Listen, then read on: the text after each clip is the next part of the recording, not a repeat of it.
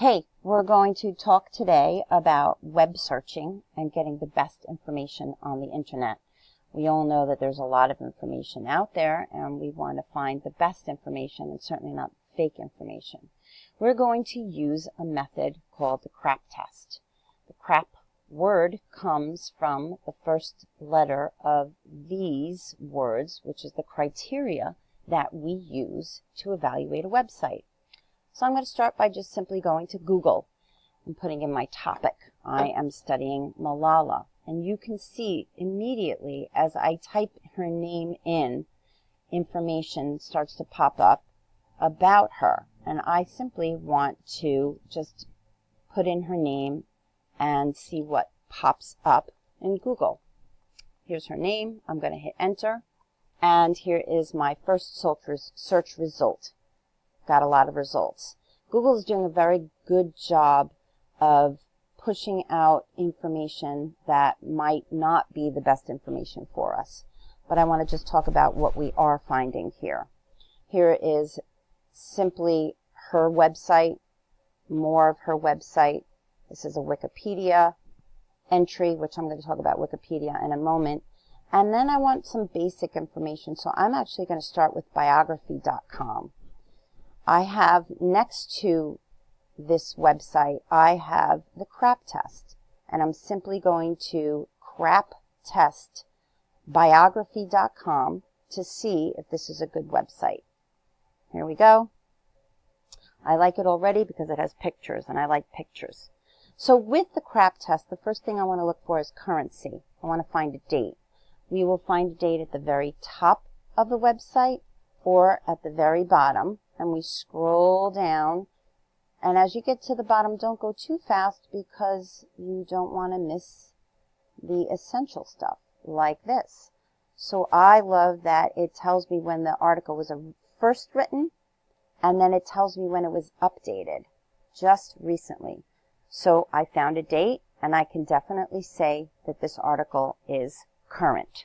So I'm going to put a check mark there. Second one is relevance. And here is really what you want to think for yourself. Is it relate to my topic? Is this just going to be a distraction? So I want a simple biography on Malala, and I'm on biography.com, and I'm going to use the bolded, larger font to help guide me. Here's some basic facts about her. Here's a picture. She wrote a book. She won a Nobel Peace Prize. She made a speech. There's a day honoring her. I have her family. She's an activist. So already I'm seeing that this article is very relevant to my needs. Okay, let's go to the next one. Authority. Who's the author? What are their credentials?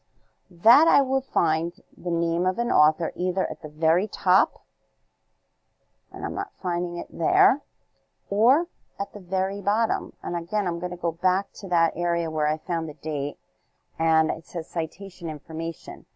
And here it says that the author is biography.com editors, which is fine, because looking a little further down, I have the name of the publisher, A&E Television Networks.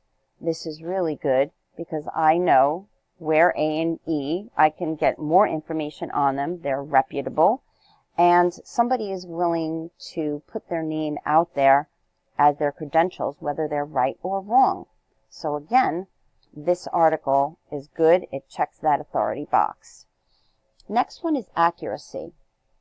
Now, a lot of times you'll say to me, oh, Miss Metz, I found the same information on all these different sites. And I'll say, hey, good job. You want to be able to have the same information from lots of different sites because that verifies it. That says, oh, okay, so not only did one website say it, but another one said it and yet another one. That's good. But sometimes, yes, you do want to find new information. So then you need to use different websites. Okay, looking for accuracy, you found it across a different website. That's great.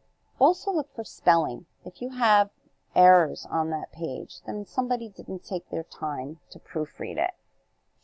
Finally, let's look at purpose. What is the reason that that website is there? There are lots of .coms out there, and they're there to sell you products or possibly get you to subscribe, or they want your money. But then, is that article there to persuade you, to change your mind about something? Are they there to just give you information, or are they there to entertain you? Finally, do they have a bias? Do they have an opinion? Are they saying that this is the best information or the worst information? Is it all or none? You want to be aware of those things. You want facts, and you make those opinions based on your facts that you have read and not on somebody else's opinion. Okay, let's go back to that Wikipedia, which I said I would come back to. Looking at this Wikipedia article, so many of us know that Wikipedia can be edited. You just need an account, you create an account, you log in, and you could simply go in and change information. Wikipedia has gotten really good in terms of getting onto these pages where people have changed them and changing them back to the correct information.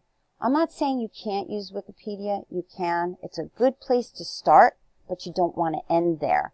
Here's where you want to end. You want to read, and then you want to scroll down to the bottom of your article, and you want to read the references. Ah, here is gold. This is like somebody did a report on Malala, and they put it on the internet for you to use. You can use all of these wonderful websites, as long as you CRAAP test them, to make sure that they are not biased themselves. I like this one. Look at this. Malala Yousafzai becomes youngest ever Nobel Prize winner. So I'm going to click on that. And this is coming from people.com.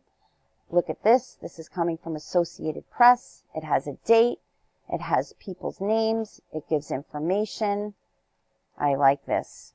So here, I used Wikipedia as a search engine. Try it out. Read, but then use the references. All right, guys, I want to just leave you with one last sort of little picture. And it says here to exercise your mind and read. That's basically what you guys have to do. You have to read, and then you'll be able to make determinations for yourself if the website is good. If you have any questions, stop in, email me, work hard, read. I'll see ya. Bye.